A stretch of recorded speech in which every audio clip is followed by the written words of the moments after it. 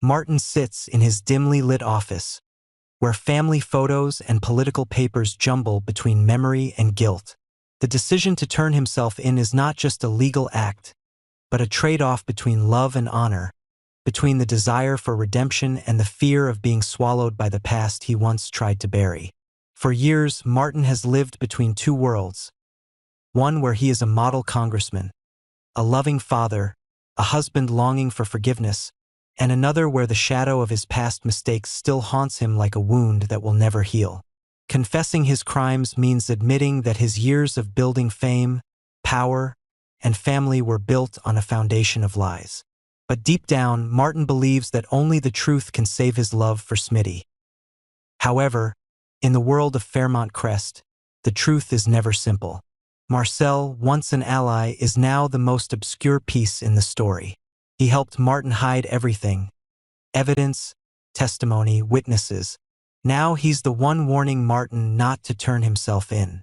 Why would a seasoned detective be so afraid when justice is about to be served? Is Marcel protecting Martin from a greater force? Or is he protecting himself from falling apart over the secrets they've both concealed?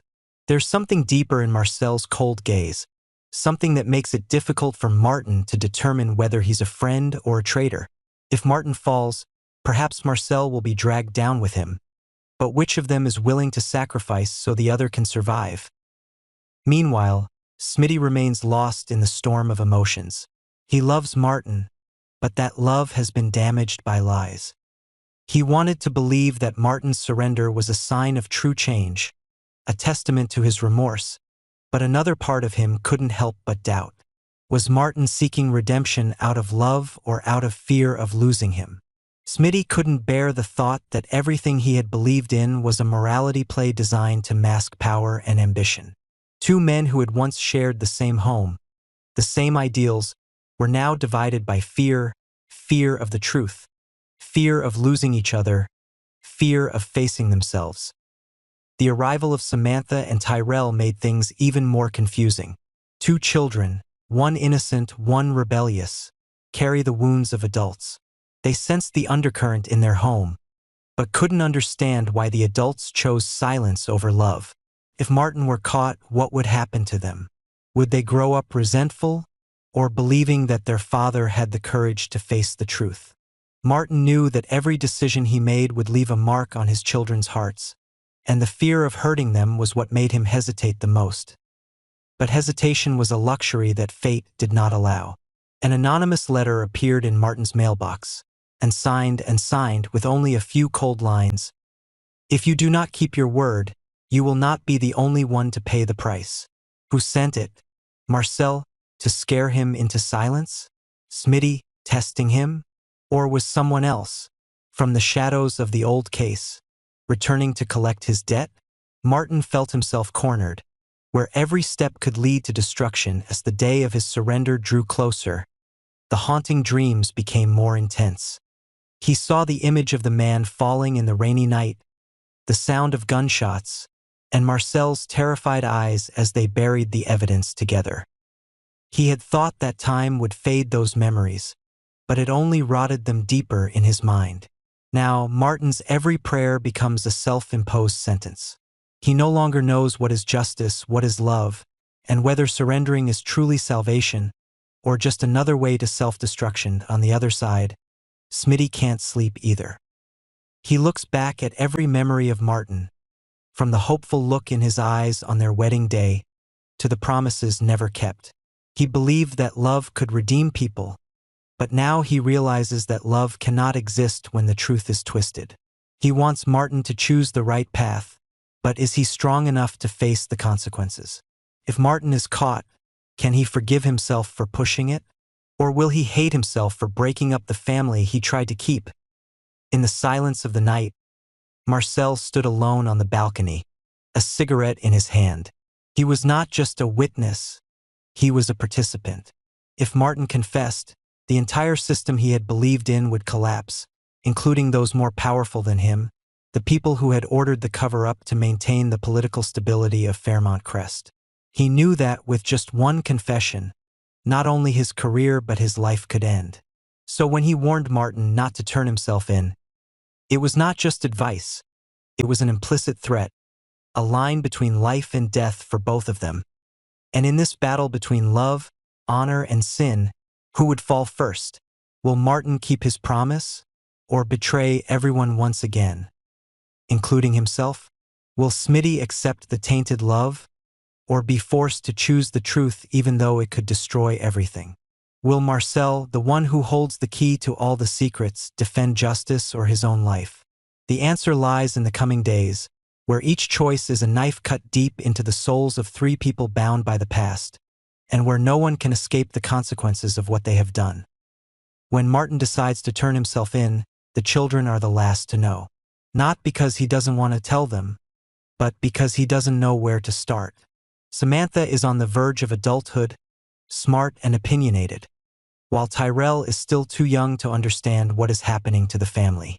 The news of Martin's imprisonment is like a bombshell in the hearts of the two children, causing everything they believed in, about their father, about their family, about their morality, to collapse without warning. Samantha shuts herself away, not talking to anyone for days. Tyrell is confused, constantly asking why the father who held him close every night is about to be imprisoned as a criminal in the chaos. An unexpected name popped up: June. The biological mother, who had been absent for years, could suddenly become legal guardian if Martin went to jail and Smitty could no longer take care of her children alone. Could this be the door June had been waiting for all along? A chance to return and gain custody of her children, though not out of love but out of a deeper plot? June had abandoned all responsibilities, but rumors that she had connected with a lawyer, quietly filed for guardianship, sent chills down the family's spine. She had not disappeared as many thought, but was hiding, observing, waiting for the Dupree family's weakest moment to strike. Smitty, in the eyes of everyone, was the moral hero, the betrayed husband who kept his dignity, the father who took the lead in the storm. But was that image too perfect to be suspicious? His urging Martin to turn himself in, despite the consequences, has many people wondering. Is he doing it for the right reasons, or for something darker? Does he know that if Martin goes to jail, it will be more than just one person who will suffer the consequences? Marcel will be exposed, the entire system of power that has been hiding the truth will be broken, and even some names in the political world, maybe Vernon, maybe even Ted, will be dragged down with Martin. So is Smitty deliberately setting off a political time bomb, disguised as justice? If it is a conspiracy, Smitty's ability to hide his feelings is extraordinary. He has lived next to Martin, eaten at the same table, slept in the same bed, cared for the children, organized charity events, and appeared to be a devoted partner, when in reality, he may have been quietly waiting for the day the net of heaven to close. If Smitty had been betrayed by Martin and the Dupree family in the past, something no one had ever openly admitted, then his patience for so many years, just waiting for the moment of revenge, was almost unbelievable. But if it was true, then the game was much bigger than the two of them. It was a cold plan, built on suffering and hatred accumulated day by day. But if you look at it another way, maybe Smitty had no agenda at all. Maybe he was just tired of living in the shadow of a big secret. He couldn't teach his children right from wrong when their father was a liar. He couldn't keep Martin in the house and teach Samantha that women had to be strong and honest. He couldn't watch Tyrell play in the park without thinking of Martin's victims. The father, the husband, the son whose life Martin and Marcel had taken. In a world where evil is masked by fame and power, is Smitty's push for Martin to turn himself in cruelly, or the only courageous act left? The custody issue puts Smitty in an even more difficult position. If Martin goes to jail and June is not prevented, Samantha and Tyrell could be separated from him, by court order. Vernon is not willing to let June go back. But he also does not want Martin to go to jail, because that would trigger a wider investigation. Ted, always neutral, could be the final decision maker, but even he is being suspected of being involved in the old case. If Smitty continues to push Martin into jail, will he lose his child to the very system he is trying to protect? And if that happens, will the truth still matter? Worse, Samantha is starting to rebel against Smitty. She is no longer the innocent child. She questions. She asks. She even tries to contact her father's lawyer. She feels betrayed not just by her father, but by her second father, the man she once trusted to protect her family. Tyrell begins to panic, terrified by the sound of police sirens, crying for Martin every night. Children are always the first victims in the wars of adults, and now they are paying for crimes they did not commit. So who will save the children? Martin, determined to redeem himself, or Smitty, who may be killing his family to save justice? Will Marcel continue to keep silent, or will he betray Martin to save himself? Does June truly want to return because of her love for her children, or is she just seeing an opportunity to reclaim what she once lost? Will Vernon continue to ignore the situation, or will he act to quell the rebellion to protect the Dupree family's reputation? The deeper they delve into the darkness of the truth, the more each character reveals the mask they once wore to survive. And when the last mask falls, who will have the courage to face the consequences, and who will exploit the pain of others to achieve their own agenda? As the courthouse doors closed after the final verdict, Smitty knew there was nothing left to hold on to. Everything he had believed in, tried to hold on to, sacrificed to protect. Family, morality, justice now crumbled to dust at his feet. His decision to let Martin turn himself in wasn't out of spite, nor was it out of a noble cause, but simply because he thought the truth, however bitter, needed to be told. But he was wrong. The price of truth isn't forgiveness. The price of truth is loss. It's the children who no longer call him Dad. It's the empty look in Samantha's eyes, the girl he thought would understand that everything he did was for them. It's the way Tyrell clung to June, the one who abandoned them. As if he never existed, June didn't need to say much. She just had to show up at the right time in the right role. Tears, apologies, old photos, letters kept as proof that she cared. And most importantly, she was the biological mother. The court sided with the biological mother.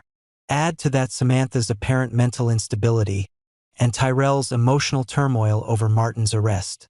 All of it worked in June's favor. She said the children needed a safe, secure place, free from the Dupree family's criminal past and scandal. And Smitty, no matter how hurt he was, couldn't deny that he was the one who had triggered that chain of events. Samantha was in a deep hole. She had spent her youth trying to bridge the gap between her two fathers, believing that love and patience would be enough to mend the rift. She kept a diary, counseled Tyrell, cooked meals, organized small gatherings, tried to get Martin and Smitty to sit down and talk. She was not a carefree child, but a silent warrior in the midst of a family war. But when Martin was arrested, and the court awarded custody to June, all her efforts were made into a joke. She felt betrayed by the one person she had trusted to protect her from loss, Smitty. Samantha's eyes were no longer pleading, but a cold stare, as if she were saying, "It's because of you that everything is falling apart." Tyrell didn't react the way Samantha did. He left quietly with June without a word. Maybe he was filled with unnamed turmoil, fear, loss, even relief at not having to hear the arguing anymore. But it was the silence that was killing Smitty day by day. There was no crying, no reprimanding. Just a cold void in a room once filled with paintings and laughter. A void that Smitty could not fill, no matter how hard he tried. And Martin. He was in his cell, counting the hours until his official trial. Despite the pain of losing his son, he still had a glimmer of hope in his eyes that his surrender would open a new path. But he didn't know that the consequences of his actions would not only be a legal sentence but also the separation of his family. He didn't know that Samantha was screaming inside because she couldn't save anyone, that Tyrell was being dragged into a war between two fathers and a mother who had come back from nowhere. And he didn't know that Smitty, the one who loved him, who had kept him on the edge, was living like a ghost, pushed out of their lives by the people who loved him most. Smitty was now alone in a house that was once filled with laughter. Family photos were taken down. Leftover meals were cold. Samantha's room was empty, and Tyrell's bed still had the same stuffed animal but no one to hug it. Neighbors shunned. The community was suspicious. Some said he was brave enough to face the truth, but most whispered, "How could he let it all fall apart like that?"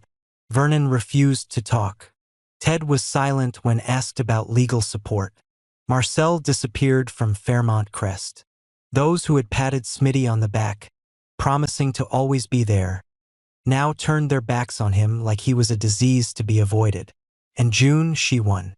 No need to scream, no need to prove much, just to fill the void that Smitty had inadvertently created. And now, she had Samantha. She had Tyrell. She had a chance to start over. But was it out of love, or was it a reward for a plan she had long cherished? In silence, Smitty began to question herself. Had he really done the right thing, or was he too cruel? Had he sacrificed his child's present and future in his act of seeking justice for the past? Or is he simply a pawn in a larger game where everyone has a predetermined role? Martin the sinner, June the mother who returns, Samantha the torn child, and he, the man who lost everything. The question remains open, but one thing is certain. Smitty is no longer the hero of his own story. He is a symbol of loss, of sacrifice, of a right decision that led to a wrong outcome. And in a world where the truth doesn't always lead to justice, he is forced to live with the consequences. Alone, with his memories, and with the children he can no longer call his own.